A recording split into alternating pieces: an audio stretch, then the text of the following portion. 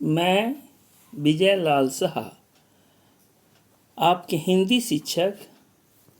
आज मैं आप लोग को वर्ग सप्तम हिंदी व्याकरण के पाठ अव्यय के क्रिया विशेषण और संबंध बोधक के बारे में चर्चा करने जा रहे हैं। सबसे पहले अब का शाब्दिक अर्थ जानें। अव्यय है क्या? अव्यय का शाब्दिक अर्थ है व्यय न होने वाला, यानी जो खर्च न होने वाला। अव्यय के को अभिकारी भी कहते हैं। अभिकारी शब्द का शाब्दिक अर्थ है अ प्लस विकार, अर्थात विकार या परिवर्तन नहीं होना। अब आइए अव्यय की परिभाषा।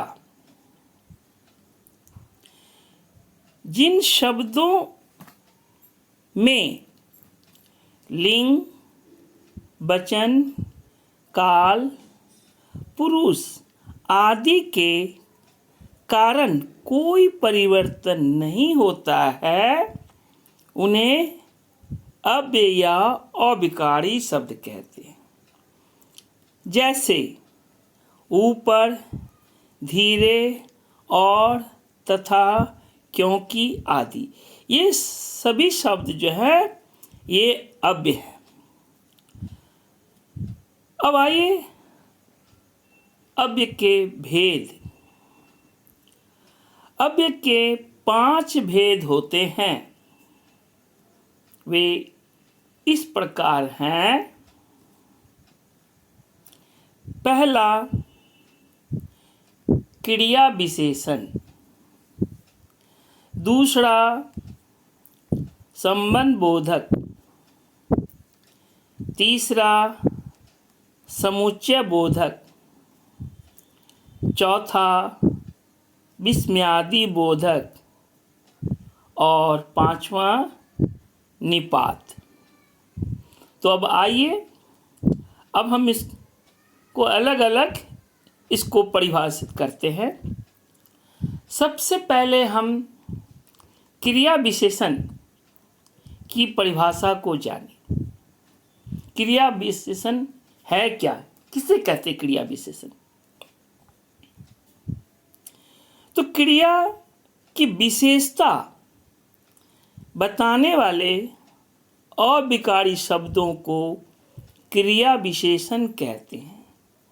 जैसे मेरी माँ कहती है कि हमें सुबह शाम दांतों में ब्रश करना चाहिए। प्रातः शीघ्र उठकर हरियाली के चारों ओर घूमना चाहिए। एक बात आप लोग ध्यान रखिए कि इनमें जो लाल रंगीन शब्द हैं वे सभी जो है इस क्रिया विशेषण का ही उदाहरण है। अब आइए, उपयुक्त वाक्यों में सुबह शाम, शीघ्र तथा चारों ओर शब्द क्रिया की विशेषता का बोध करा रहे हैं, अतः यह क्रिया विशेषण है। अब आइए क्रिया विशेषण के भेद। क्रिया विशेषण के 4 भेद होते हैं। वे इस प्रकार हैं। पहला, कालवाचक क्रिया विशेषण। दूसरा,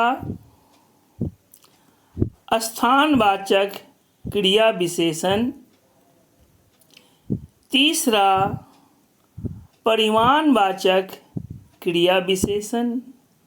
और चौथा, रीतिवाचक क्रिया विशेषण। अब आइए सबसे पहले हम कालवाचक क्रिया विशेषण के बारे में जानें। ऐसे शब्द जिससे क्रिया के होने या करने के समय का बोध होता है, वे कालवाचक क्रिया विशेषण कहलाते हैं। जैसे मेरा दोस्त अभी आया है। दूसरा, हम सब पर्वतीय स्थल पर प्रतिवर्ष जाते हैं। तो यहाँ जो ये रंगीन शब्द है अभी और प्रतिवर्ष, ये दोनों ही शब्द ये काल को, समय का बोध कराते हैं। इससे ये कालवाचक क्रिया विशेषण का पता चलता है। अब इसके पहचान के लिए कैसे हम पहचानेंगे कि ये कालवाचक क्रिया विशेषण है, तो इसके लिए कालवाचक क्रिया विशेषण का पता लगाने के लिए क्रिया के साथ कब लगाकर प्रश्न कीजिए तथा उस प्रश्न का जो उत्तर आएगा वही कालवाचक क्रिया विशेषण होता है। जैसे पिताजी परसों आगरा जाएंगे। अब इसमें हम प्रश्न कर सकते हैं कि पिताजी आगरा कब जाएंगे, तो इसका उत्तर मिलेगा परसों। तो यह परसों जो है यह काल, समय को दर्शाता है, अतः यह कालवाचक क्रिया विशेषण है। दूसरा, कालवाचक क्रिया विशेषण का विभाजन। इसका विभाजन 3 प्रकार से किया गया है। वे इस प्रकार है। इसमें पहला है काल बिंदुवाचक। इसमें वे शब्द आते हैं जैसे अब, सुबह, प्रातः। दूसरा अवधिवाचक में दिन भर, लगातार, सदैव। और तीसरा में है बारंबारतावाचक, जिसमें ये शब्द आते हैं प्रतिदिन, रोज, प्रतिवर्ष। तो इस प्रकार ये कालवाचक क्रिया विशेषण का ये विभाजन 3 प्रकार से हो जाता। अब आइए स्थानवाचक क्रिया विशेषण, ये दूसरा भाग है। अब आइए ऐसे शब्द जिनसे क्रिया के होने का स्थान या दिशा का बोध होता है, वे स्थानवाचक क्रिया विशेषण कहलाते हैं। जैसे आप इधर बैठ जाइए। दूसरा, मैं आसपास घूमने जा रहा हूँ। तो ध्यान दीजिए इसमें कि ये जो रंगीन लाल शब्द है कि आप इधर, ये इधर स्थान का बोध करा रहे हैं। आसपास शब्द भी ये स्थान का बोध करा रहे हैं। अतः ये दोनों शब्द जो है स्थानवाचक क्रिया विशेषण का उदाहरण दे रहे हैं।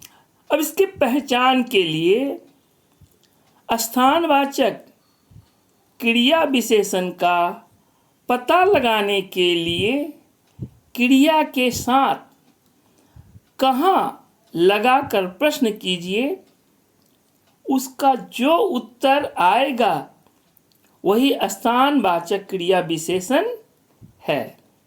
अब जैसे उदाहरण के लिए दाएं बाएं देखकर चले। अब इसमें प्रश्न उठता है कि कहाँ देखकर चले, तो इसके जवाब मिलेंगे दाएं बाएं। अतः यह दाएं बाएं जो है यह स्थानवाचक क्रिया विशेषण का उदाहरण है। अब देखिए स्थानवाचक क्रिया विशेषण के भी 3 भेद होते हैं। वे इस प्रकार है। पहला स्थितिवाचक, जिसमें यहाँ, चारों ओर, दूर आदि। दूसरा है दिशावाचक, दाहिने, बाएं या फिर की ओर। और तीसरा है विस्तारवाचक, जैसे यहाँ से वहाँ तक। तो स्थानवाचक क्रिया विशेषण के भी ये जो है ये भेद हो जाते हैं। अब आइए तीसरा, परिमाणवाचक क्रिया विशेषण। अभी तक आप लोगों ने कालवाचक, स्थानवाचक, अब तीसरा है परिमाणवाचक क्रिया विशेषण। ऐसे शब्द जिनसे क्रिया की मात्रा और परिणाम का बोध होता है, वे परिमाणवाचक क्रिया विशेषण कहलाते हैं। जैसे यह लड़का कम खाता है, और दूसरा उदाहरण है छोटा बच्चा थोड़ा थोड़ा बोलने लगा है। इन दोनों उदाहरणों में ये कम और थोड़ा थोड़ा यह परिमाण को, मात्रा का बोध कराते हैं। इसके पहचान के लिए परिमाणवाचक क्रिया विशेषण का पता लगाने के लिए क्रिया के साथ कितना, कितनी लगाकर प्रश्न कीजिए, उसका जो उत्तर आएगा वही परिमाणवाचक क्रिया विशेषण है। जैसे ज्यादा मत खाओ। अब यहां प्रश्न उठता है कितना मत खाओ, तो इसका उत्तर मिलेगा ज्यादा। तो यहां ज्यादा जो है वह परिमाणवाचक क्रिया विशेषण का ही उदाहरण, अतः यह परिमाणवाचक क्रिया विशेषण है। अब यहां भी देखिए परिमाणवाचक क्रिया विशेषण के भी भेद हैं, और इसके ये 5 भेद होते हैं जो इस प्रकार है। पहला देखिए अधिकतावाचक, जिसमें आएंगे वो शब्द खूब, ज्यादा, अधिक। दूसरा है न्यूनतावाचक, जिसमें ऐसे शब्द आएंगे जरा, थोड़ा। तीसरा है पर्याप्तवाचक, जिसमें पर्याप्त, काफी। चौथा है तुलनावाचक, जिसमें ऐसे शब्द आएंगे इतना, उतना, जितना। और पांचवा है श्रेणीवाचक, जिसमें है बारी बारी से या क्रम से। तो ये हो गए आपके परिमाणवाचक क्रिया विशेषण के भी भेद। अब आइए चौथा,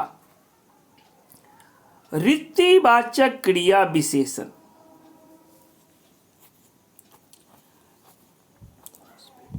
रीतिवाचक क्रिया विशेषण ऐसे शब्द जिनसे क्रिया के होने की रीति यानी उस करने का तरीका, ढंग का बोध होता है, वे रीतिवाचक क्रिया विशेषण कहलाते हैं। जैसे आपकी बात ध्यानपूर्वक सुन रहा, मैं आपकी बात ध्यानपूर्वक सुन रहा हूँ। सौम्या धीरे चलती है। तो यहाँ ध्यानपूर्वक और धीरे यह रीति नियम को बता रहा, इसलिए ये रीतिवाचक क्रिया विशेषण के उदाहरण है। इसके पहचान के लिए क्रिया के साथ कैसे लगाकर प्रश्न कीजिए, जो उत्तर मिलेगा वही रीतिवाचक क्रिया विशेषण। उदाहरण के लिए जैसे ध्यानपूर्वक पढ़ो, प्रश्न उठता है कैसे पढ़ो, तो उत्तर मिलता है ध्यानपूर्वक। अतः यह रीतिवाचक क्रिया विशेषण है। अब देखिए रीतिवाचक क्रिया विशेषण के भी भेद है। इसके भेद इस प्रकार हैं। पहला विधि, जिसमें आप धीरे धीरे, एकाएक, ऐसे सब। दूसरा में है निश्चय यानी अवश्य, बेशक। तीसरा है अनिश्चय यानी शायद, बहुधा। चौथा है स्वीकार बोधक, बिल्कुल। पांचवा है हेतु बोधक, जिसमें किस लिए, इसलिए। छठा है निषेध बोधक यानी कभी नहीं। सातवां है कारण बोधक, क्यों, किस हेतु। आठवां है अवधारणा बोधक, ही, तो। अब आइए दूसरा, संबंध बोधक। संबंध बोधक की परिभाषा, जो अव्यय शब्द, संज्ञा या सर्वनाम का संबंध वाक्य के अन्य शब्दों से बताते हैं, उन्हें संबंध बोधक कहते हैं।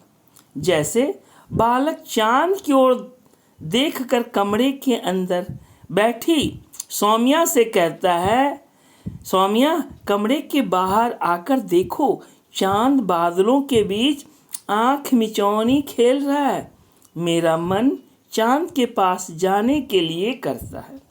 तो उपयुक्त वाक्यों में की ओर, के अंदर, के बाहर, के बीच तथा के पास शब्द संज्ञा के साथ जुड़कर अन्य शब्दों के साथ संबंध बता रहे हैं। ऐसे शब्दों को ही संबंध बोधक कहते हैं। अब आइए संबंध बोधक के भेद। अर्थ के अनुसार संबंध बोधक के भेद इस प्रकार है। पहला है काल बोधक। इसमें वे शब्द आते हैं के बाद, के पश्चात, के पहले, के पूर्व, के उपरांत आदि। दूसरा है स्थान बोधक। इसमें वे शब्द आते हैं के अंदर, के भीतर, के सामने, के ऊपर, के बीच आदि। तीसरा है दिशा बोधक, की तरफ, इधर उधर, के पास, आसपास, के निकट आदि। चौथा है साधन बोधक, के द्वारा, के कारण, के सहारे आदि। पांचवा है हेतु बोधक, के बिना, के अतिरिक्त, के अलावा, के सिवाय आदि। छठा है विरोध बोधक, के विरुद्ध, के विपरीत, के खिलाफ आदि। सातवां है समता बोधक। इसमें है की तरह, की भांति, के जैसा, के समान आदि। आठवां है निषेध बोधक, विशेष विषय बोधक, के विषय में, के बारे में आदि। नौवां है संग्रह बोधक। इसमें आते हैं भर, तक, सहित, पर्याप्त आदि। अब इसके बाद संबंध बोधक का प्रयोग। इसका प्रयोग दो प्रकार से किया जाता है। पहला है विभक्ति सहित और दूसरा है विभक्ति रहित। पहला विभक्ति सहित में देखिए, जैसे नंबर उदाहरण इसके कि दरवाजे के बाहर कोई खड़ा है, और दूसरा मैं छत के ऊपर घूमने जा रहा हूँ। ये दोनों ही उदाहरण विभक्ति सहित हैं।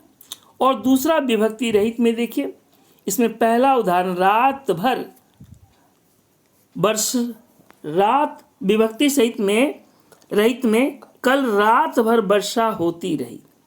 दूसरा उदाहरण है शिवानी परिवार सहित घूमने गई। तो बच्चों, आज तक के लिए यहीं तक। बाकी अब के जो भेद हैं उसकी चर्चा हम अगली कक्षा में करेंगे। तब तक के लिए धन्यवाद।